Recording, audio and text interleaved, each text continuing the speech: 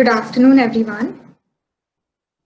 The Finance and Investment Cell, in collaboration with IQAC, Shriram College of Commerce, is honored to welcome our esteemed speaker, Colonel Rajyavardhan Rathore, Faculty Advisor, Dr. Saroj Joshi, Coordinator of IQAC, Dr. C.S. Sharma, staff members, and all participants to the first session of Shri Ram Financial Forum 2020-21. Finance and Investment Cell, Shriram College of Commerce, is a university-wide student initiative to share financial knowledge, explore economic and geopolitical ideas, and create opportunities. Colonel Rajyavardhan Singh Rathore is an Indian politician and an Olympian. A member of Parliament in Lok Sabha from the Jaipur rural constituency, he served as the Minister of State, Independent Charge for Ministry of Youth Affairs and Sports, and Minister of State, Independent Charge for Information and Broadcasting in the Government of India till May 2019. Colonel Rathore has served as a commissioned officer in the Grenadiers Regiment of the Indian Army before retiring in 2013. Colonel Rathore has a long list of awards and recognitions conferred upon him for both delivering exceptional services during his career as an army man and for being an outstanding sportsperson. Some of these are Ati Vishisht Seva Medal, Padma Shri, Khel Ratna, and Arjuna Award. Following his retirement from the army and shooting, he joined politics and became the member of the parliament from Jaipur rural constituency in 2014. In 2014, he was made Minister of State for Information and Broadcasting, and he was given the additional charge of Ministry of Youth Affairs and Sports in 2017. As an Olympian, he has won numerous international medals in double trap shooting, including a silver medal at the 2004 Summer Olympics in men's double trap event, thereby becoming the first individual medal winner for India. We are honored to have you with us, sir. I would now like to invite our faculty advisor, Dr. Saroj Joshi, to welcome everyone. Thank you, Tarini. Good afternoon, all. I, Saroj Joshi, on behalf of Finance and Investment Cell and IQAC, SRCC, welcome you all to the session on the topic, the new normal. And it is giving me immense pleasure to have Mr. Rajyavardhan Singh Rathore, Member of Parliament, Lok Sabha, with us. Thank you very much, sir, for taking out your valuable time for SRCC with us. So I request you now to take over the session and enlighten.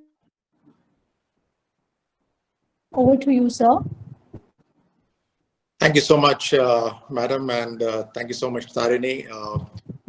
All the lovely people who are watching this, I really can't see all of you right now, but I assume you're all watching me. So thank you so much for giving me this opportunity to interact with all of you. These are very testing times, undoubtedly, and it's a challenge for all of us, whatever our age we be, especially, I think, two generations, yours and mine. You very well understand that when a calamity like this, which is not restricted in time and space, hits a country, and not just the country, but the entire world, it calls upon leadership to take action and come up with steps so that there's least amount of damage to the people, to its citizens, and also to the way we live. And to that extent, I'm sure we all are proud that given the scale and size of our country, given the perceptions of our country in minds of people from across the world, who when they visit India, they say, well, there seems to be no order on the roads, and this country lives in chaos. But despite that chaos, we've presented an example to the entire world that when India decides, all its citizens and 130 crore citizens can actually think and work in the same direction, which is amazing. Which is amazing, and that speaks volumes of our leadership at various levels. At the highest level, of course, the Prime Minister, his decisions, his cabinet, the various ministers. But I also talk about leadership at the smallest level, that is villages. I come from a rural constituency, and therefore I can vouch for it, and you all will be very proud that every village has people, including youth, who are helping ease out the difficulties that are there because of this whole situation, and also serve food and rations to people who do not have the ease of life, as we all do, including the migrant laborers and everyone. So it's leadership at all levels. That having said, I think disruptions always give opportunities as well. I remember when I just started competing at the Olympics, and the rules of my sport were changing again and again. I used to feel very happy every time the rule would change, because it would cause disruption, and it would cause the set order at that point of time. You know, the hierarchy, somebody's already an Olympic medalist and somebody's a world champion. The hierarchy would change because the rules were changed. And then it would give a person like me, who's not really started off, an opportunity to excel. So here's the chance for all of you in colleges, looking out to make a career for yourself, looking out when you've got a whole life ahead of you. And that's why I said there are two generations that can make a difference to everything that we are going through in this world, your generation and my generation. I've already spoken a bit about my generation, but now comes the chance of your generation, which is you will be able to work through many, many years and create the new world order, create the new India, create new businesses. So yes, there lies an opportunity in every disruption, and such a major one where it's not just limited to our country, but across the whole globe. But let's say, is there fear? Of course, there is fear. There is fear of, what will I do now? I was already getting a job offer, and now they've revoked the job offer. What will I do now? I had already decided my next 5 years. I would go and study abroad in so-and-so college, and then go to so-and-so college, and then I would probably get an offer from these companies. I understand that many of you already have things planned out. And then there are some like me who have no plans at all, who just go by the flow of things. But yes, so the fear hits all of us and says, what now? What are we going to do now? I can assure you another thing. I've been through fear, situations of fear in multiple circumstances. I remember when my time in Kashmir, when I was doing anti-terrorist operations. I was commanding my company. I was just about 23, 24 years of age. I had about 120 men under me, a very large area under me. Our task was to neutralize the terrorists there. And every night, every day, we used to be out operating. And the fear would hit us when we were in contact with the enemy, but we didn't know where the enemy was. We knew the enemy is around, but we didn't know where the enemy was. That's the time there was fear. And as soon as the firing would start, the contact would take place with the terrorists, the fear would go away. Why? Because the action would take over. So the suspense is always fearful, more fearful than the real thing. If I tell you that there's threat of something and you don't know what that threat is, then there's more fear. Then if I were to tell you there is threat of A, B, C, and you know what A, B, C, and is, then there is lesser fear. So action takes over. So yes, fear is there, that jobs, career, but what I'm trying to tell you is the fear can inculcate greater focus. And when the greater focus comes and you put yourself into action, then the fear will subside. So there are amazing amount of opportunities. The greatest opportunity that you all have is the fact that you are Indians. At this point of time, out of all the nations, and I can compare myself when I was probably a teenager to now, there's a massive difference. India is amongst the top of the nations in terms of global standards. right?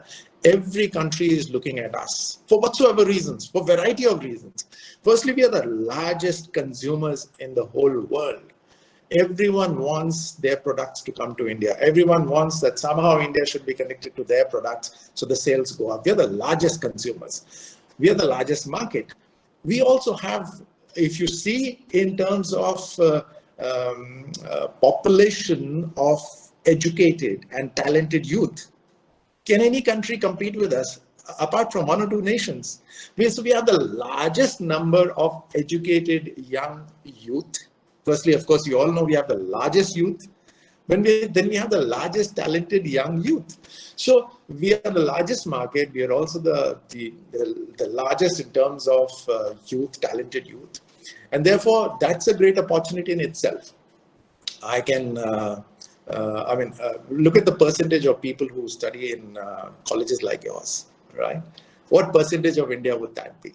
Very, very small percentage. So you have to feel that confidence in yourself, that belief in yourself. You come up all this to this point, not just by just whiling away your time, right? You deserve to be here.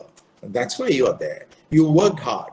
You are talented. You are educated, and therefore that should give you a sense of belief and confidence. Even if there are students from other colleges, I'm sure they're very reputed colleges, and therefore that should give you a sense of belief and confidence. And what you all need is hunger to do something, right? If you're hungry to achieve something, you will achieve it. Many times I am asked this question that, what makes a champion? After all, we come from the same society, right? How is it different? And when I say when we come from the same society, I'm really talking about the entire globe. We are same people. We are same humans, right? We have same fears. We have same aspirations. And we have similar backgrounds.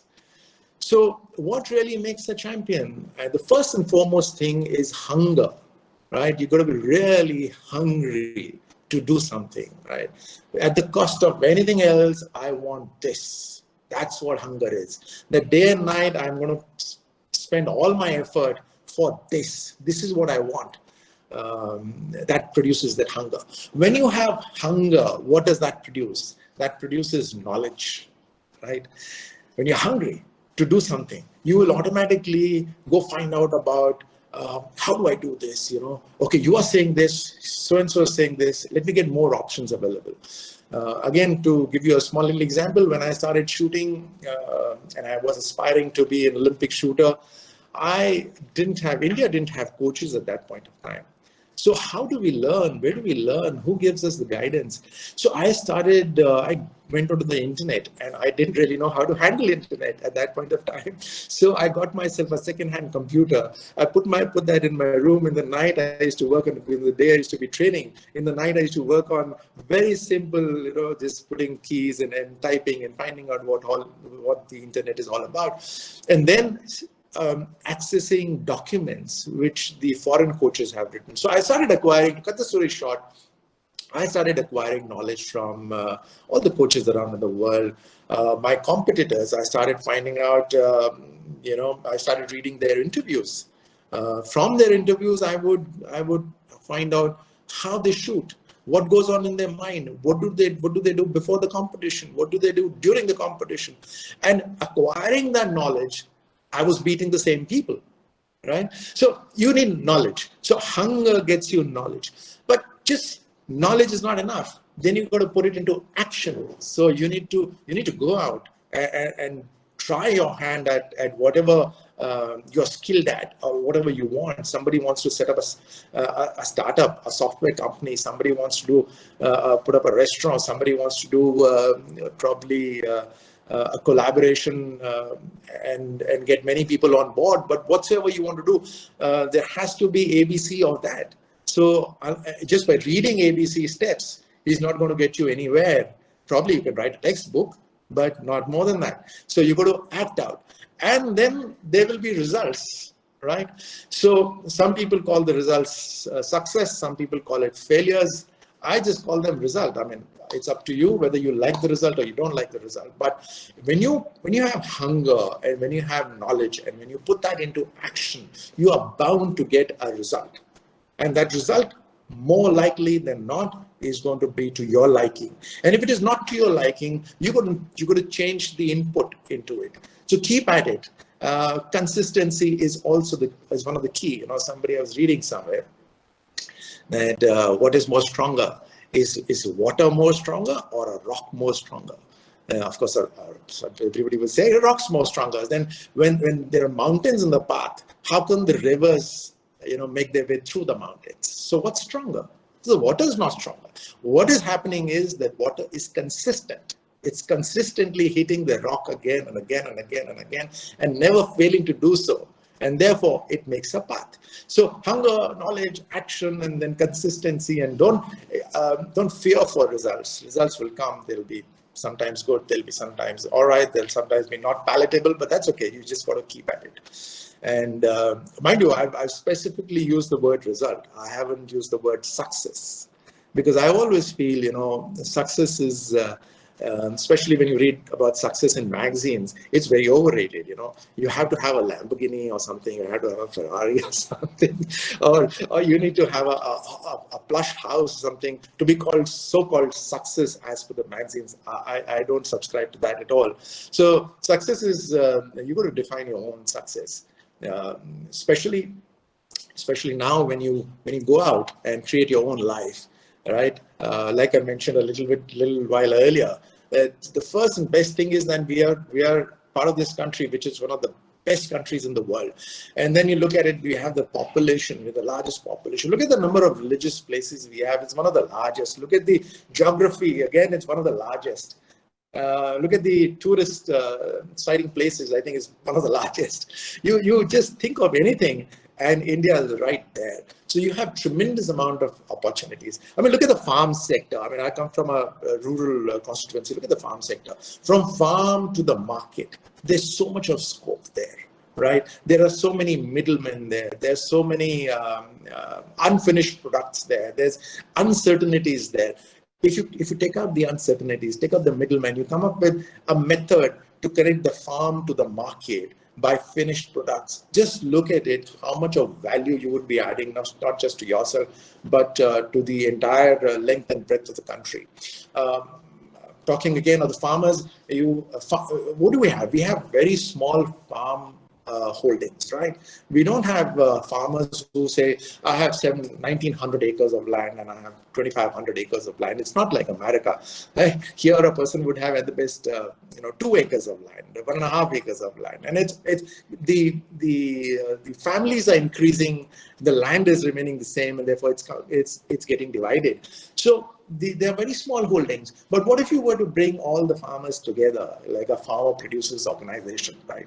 Now, these farmers have no link to banks. They don't have that much of knowledge of the banks. They have no knowledge of markets, what to grow. They just look around left and right, and जो पड़ोसी ने लगाया होता है या जो सुनते हैं वो बो देते हैं वहाँ पर.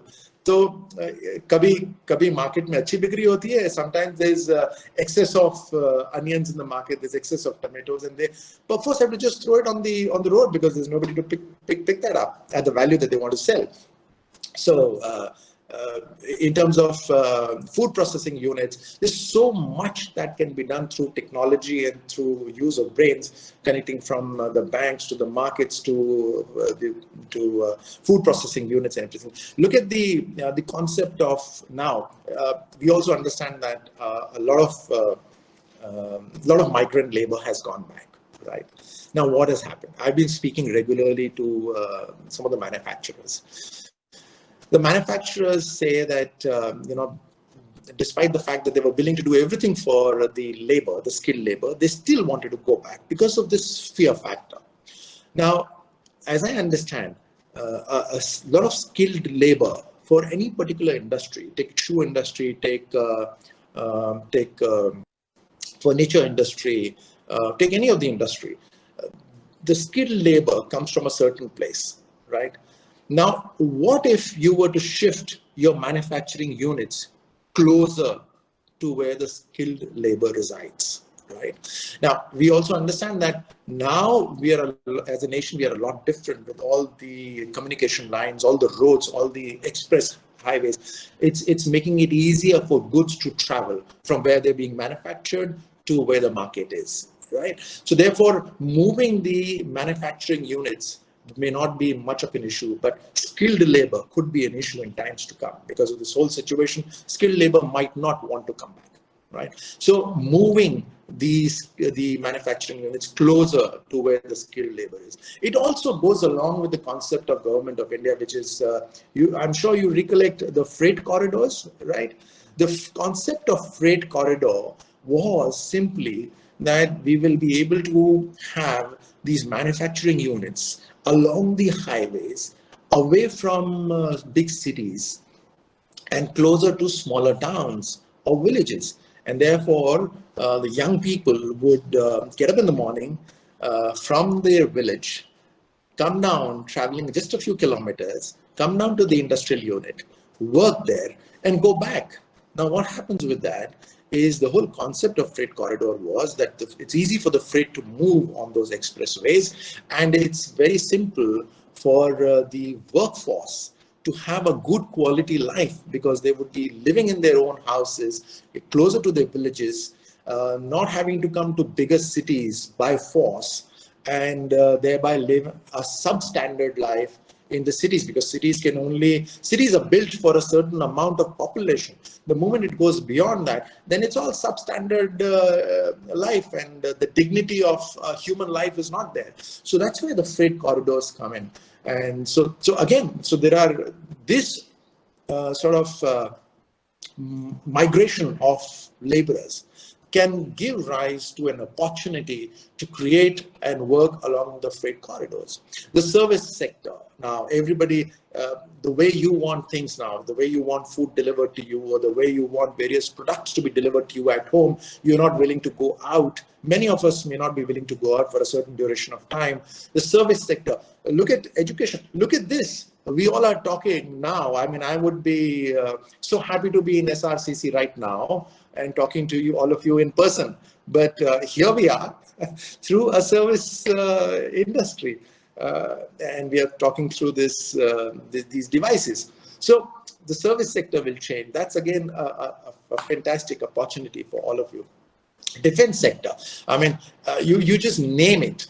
And everywhere there are tremendous opportunities. In any case, in defense sector, I come from a military background. There are we are, I think, number 3 or number 4 in terms of purchase of the defense equipment in the whole world. And if you recollect, a couple of years ago, the Government of India, Prime Minister Modi said it's mandatory that the companies who are producing these weapon platforms need to invest into our country, need to pick up a partner in our country who will be manufacturing the spares. You need to transfer the technology. Therefore, a certain amount of percentage of the money that's going to be spent in defense sector will be reinvested in our country. So, and now with this COVID hitting in the entire world, there's India has already spelled it out. Many other countries have also, that it's going to be self-reliance now. We have to become even more self-reliant in everything. So from defense sector to the smallest manufacturing should happen in our country. So there's even more emphasis on manufacturing in our country, which means that there's opportunity for young people like you in various careers, be it entrepreneurial or be it employment in whatsoever, be it service sector, whatever. So everything is bound to change, but there are lots and lots of opportunities for all of you. I really don't know how long I've spoken, but yes, I think I was given about 15 minutes. Yes, it's about 4:30 right now. So thank you so much for this this great opportunity for me to be able to speak to all of you. I really don't know if I've been able to cover subjects that you would have wanted to. I tried to speak about this whole situation, about disruptions, about COVID. Of course, you all need to stay safe as well, stay protected. This is also a time to build your immunity. I mean, once you're in lockdown, apart from building your knowledge in terms of reading variety of things and entertaining and seeing lots of Netflix and OTT platforms and what have you, also video calling all your friends, playing a whole lot of video games. Apart from that, you should be able to work out, do a lot of yoga exercises, do a lot of breathing, and build your immunity. I know all of you probably hate green, but that's something that's going to build your immunity as well. Believe me, I hated green veggies earlier, but now I eat it just because it's good for me. So build your immunity, build your knowledge base. This is a fantastic time for all of you, and stay safe and stay strong. This is the time for you to really blossom. I'll be happy to take questions if there are any. Thank you, sir. Thank you for your amazing, insightful remarks. And it was indeed very encouraging for us. So we'd already asked for questions and we received them on our Google Forms. We've shortlisted the final questions and we'll be asking them right now. Sure. The first question, in the union budget of 2020-21, a mere 0.1% of the total budget was allocated for sports, while more than 15% was allocated for defense. Do you think the government should increase its budgetary allocation for sports and decrease its spending on the defense sector? Well, actually, in the defense sector, if you research carefully, in the last 10 years, the expenditure has dropped down. In 2010-11, the expenditure was about 16% of the budget, 16.5% of the budget. Now it's dropped down, as you stated, to 15%. Our budget is also, defense budget has also remained about 1.2 to 1.5 of the GDP, much lesser than our adversaries and other countries. Like US has about 3.5% of their GDP constantly being spent on defense. China has a very large budget. They spend about, I think, $790 billion every year. It's the second largest country in the world in terms of defense expenditure, second to US. Their defense budget would also be about 3% of GDP. Now, you need to understand, you spoke basically about sports. The expenditure hasn't, rather the budget hasn't really come down for sports. What they've done is that they have increased.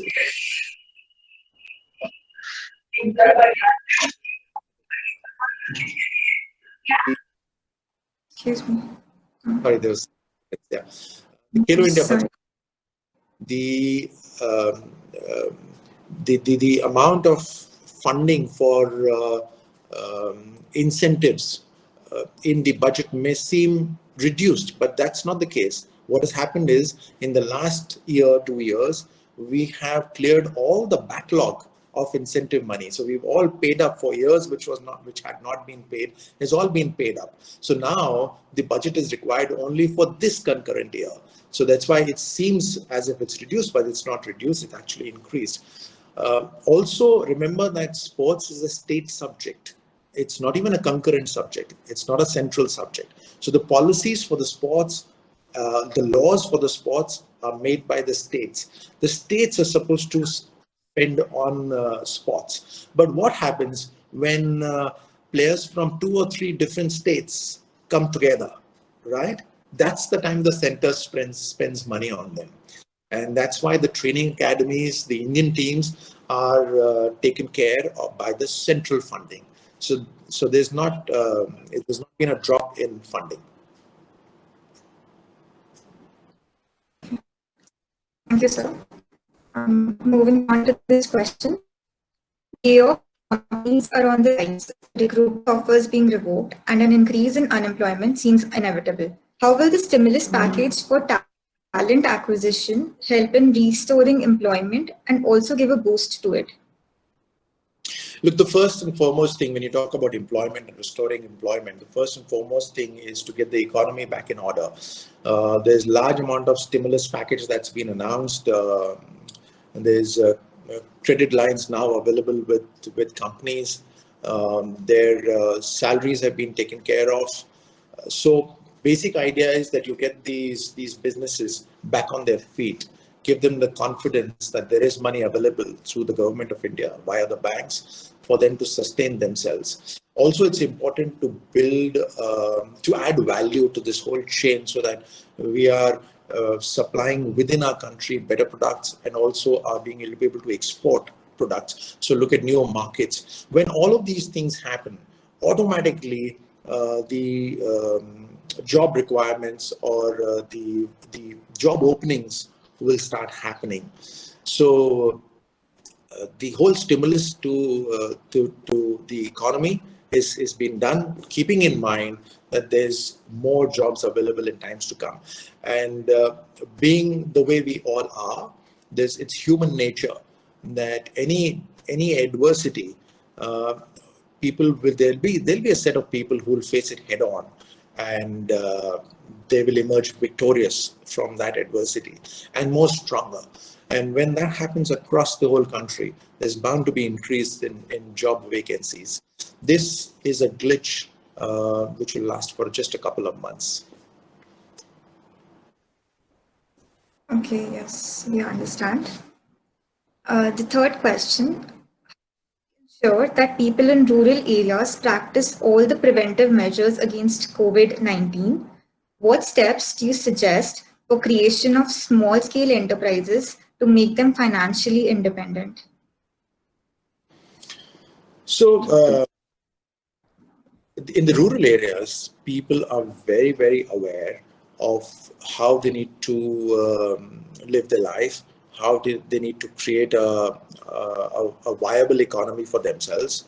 But I think what is required is technology reaching them, opportunities reaching them, for the rural people to be able to look beyond a few kilometers, look beyond to the bigger cities, and perhaps even look beyond the national boundaries. I mean, when I spoke about farmer-producer organization, imagine if we were able to bring in farmers together, and we've already started doing that in our constituency. The product then, a small farmer is sort of dependent on the person who's there at the mandi to buy his product. But when large number of farmers come together, then they will be able to move their product directly to, let's say Dubai, early morning flight, and all the tomatoes and all the onions, and they go off to a foreign country, to a better market. So similarly, when banks are available to give loans, small loans, which has been largely done in the Mudra scheme, less than 50,000 up to 5 lakhs, without any collaterals. This helps a lot of people to set up their small scale industries. They're producing soaps, they're producing washing powders, they're producing small footwear. All of these things happen when loans are available. So bringing knowledge, bringing the resources together to these people, and also if you bring ideas and intelligent people like yourself, when they come and pitch their ideas in the rural areas for better marketing of the product, it makes a lot of difference.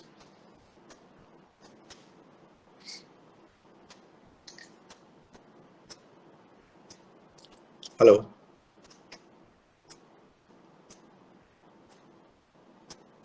Hello, am I audible? I can hear you now. Yeah. Next question. Given the condition of our economy and the pandemic at hand, stimulating finances to channelize more funds towards sports will prove to be more of a challenge. How do you think this challenge can be overcome? So there are various methods of getting funding for sports. These leagues are a fantastic idea. They create a value chain for everyone, and therefore it's a win-win for everyone. Now the leagues have started for many sports, many different sports. Also, the government is already now thinking in terms of getting money through CSR. So sports is part of CSR, and there's very large amount of money available in CSR. So getting the various bigger companies on board for promotion of sports in our country, for excellence of sports in our country. So in a typical, so we have something called, if you are a bit knowledgeable, I'll tell you, we have something called National Sports Development Fund. So Yes. all the funding, all the funding for the excellence in sports doesn't come from just the budget. It also comes from the National Sports Development Fund. Now, this is the fund that gives money to all the elite athletes to train and excel themselves. Corporates are free to contribute to the NSDF. We were now thinking, we are actively thinking in the government that we not just have corporates sort of donating to this fund, but also come and sit on the board of this National Sports Development Fund. Once a corporate is sitting on the board, then they feel that much more confident about their money being utilized. So believe me, there is no dearth of money for excellence in sports. What is really required is a sense of belief and hunger to go beyond. And mind you, there are many examples of small nations who are nowhere in terms of even financial strength as compared to India, but they are producing medals. Finally, it boils down not to the resources, but to the hunger and willpower of a person to achieve something. So we had one more question relevant to this. So as you said that we have enough funds and we all know that we have talent as well. So being a country of 1.3 billion people, why are we still not able to get more and more medals in Olympics? For example, we just have 28 medals so far, and there are more than 40 countries which have more than that, whose tally is more than that. So what do you think happens with us when it comes to high level medals?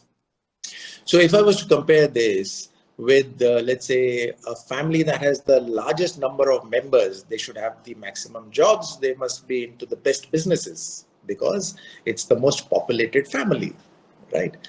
But it doesn't work that way.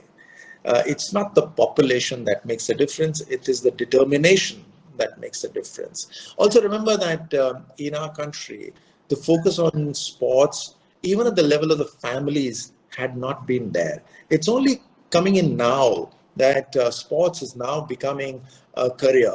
It's becoming financially viable. Otherwise, जब हम खेलते थे, जब हम छोटे थे, तो खेलने का जैसे ही बोलते थे, माँ पहले तो कान पकड़ के खींचती थी, बोलती थी पहले पढ़ाई करो, कहाँ नौकरी कौन करेगा, जॉब कौन करेगा. So the world has now changed. So the families need to also create a sporting culture. Your society needs to also create a sporting culture. That's when smaller champions will start emerging.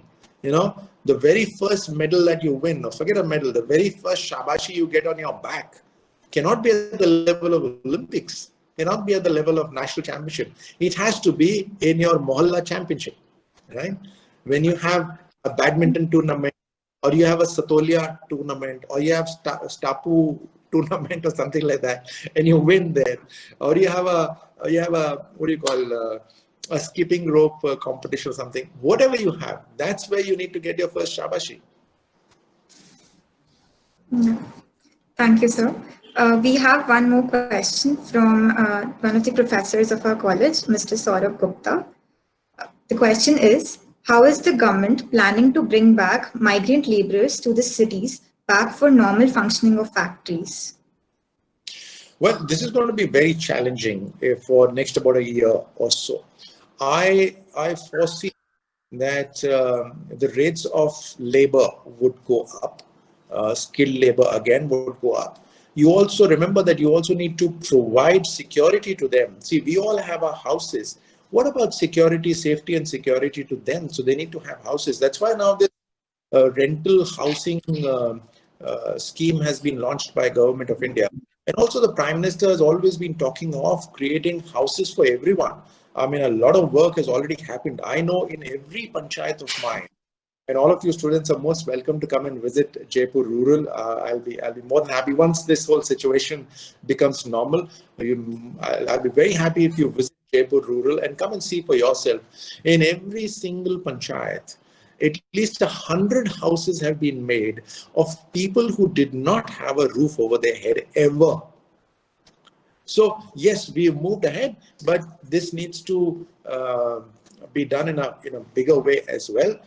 Migrant labor needs to, so either migrant labor comes back to the factories, or the factories move to areas where skilled labor is there. So they move out of the cities, less expenditure on the manufacturing as well, because they move away from the cities.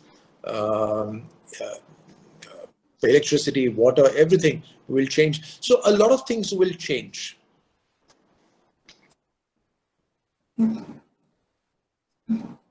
So the last question for today. Do you believe there must be a central fund allocation system which should support underfunded sports and restrict piling up on the others? Well, to make all of you understand, um, the Ministry of Sports prioritizes sports. And as per the priority of sports, then allots funds to them. Obviously, where we have the maximum chances of winning medals becomes the highest priority. Where we have lesser chances of winning medals, and where there are lesser medals in the Olympics, they become lower priority. It's simple method where there's prioritization done even in everywhere.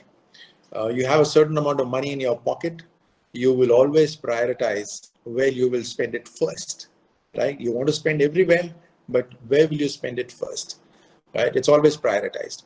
That's the reason, so that there's concentrated effort onto those sports where there's maximum chances of winning medals. Also remember that it's also incumbent on the federations to generate their own resources. Unfortunately, very few federations are generating their own revenues. They're totally dependent on the government. On one hand, the federations say that the government can interfere in sports. They also say that we are a society, we are totally independent, and yet they ask for 100% funding from Government of India. These two things don't match each other. So, but I can say that with happiness that there are a lot of federations now that are finding ways to generate revenue for themselves by tying up with corporate houses to create leagues so that it becomes more interesting for people to watch the sport. It's good for the sports persons, it's good for the federation, it's good for the sponsors, it's good for the corporate house. So it's a win-win for all. Media comes in as well. So the audience also likes it. So smart people have to come out with smart methods to find solutions. Right. Thank you, sir. As the session nears its end, I would like to express our heartfelt gratitude to you for sparing time out and conducting this insightful session. I would also like to thank General Coordinator of IQAC, Dr. C.S. Sharma, and Dr. Saroj Joshi, who is the Faculty Advisor of Finance and Investment Cell. It has been a great session, and it was good to have so many participants with us, and it was all very smooth. Thank you, sir. Over to Saroj ma'am.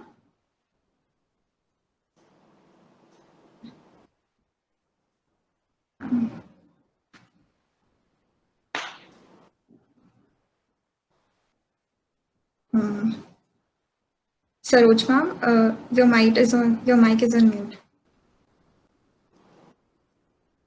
Yeah. Oh, so sorry. So thank you so much, sir, for such an insightful and a wonderful session. We all thoroughly enjoyed each and every moment of it. And it was wonderful to have you here. Or maybe once the lockdown is over, we would be having the privilege to invite you over the SRCC premises also. And I would also take this opportunity to thank Dr. C.S. Sharma, IQAC coordinator, my dear colleagues, Malika ma'am, Saurabh sir, my entire FIC team, IQAC team, and all the participants for this session. Thank you, everyone. It was indeed a blessing to have you all with us. And finally, thank you, Rajyavardhan sir. Thank you so much. Thank you so much. Been to SRCC earlier. It's a lovely facility, institution. Thank you to all the Yes, participants hearing us out and giving me an opportunity. Thank you for all your coordinators who put this whole program through. If ever you have any of the questions, I'd be happy to answer on my social media. So thank you so much. Wish you all the best. Thank you, sir. Thank Thank you, you. sir.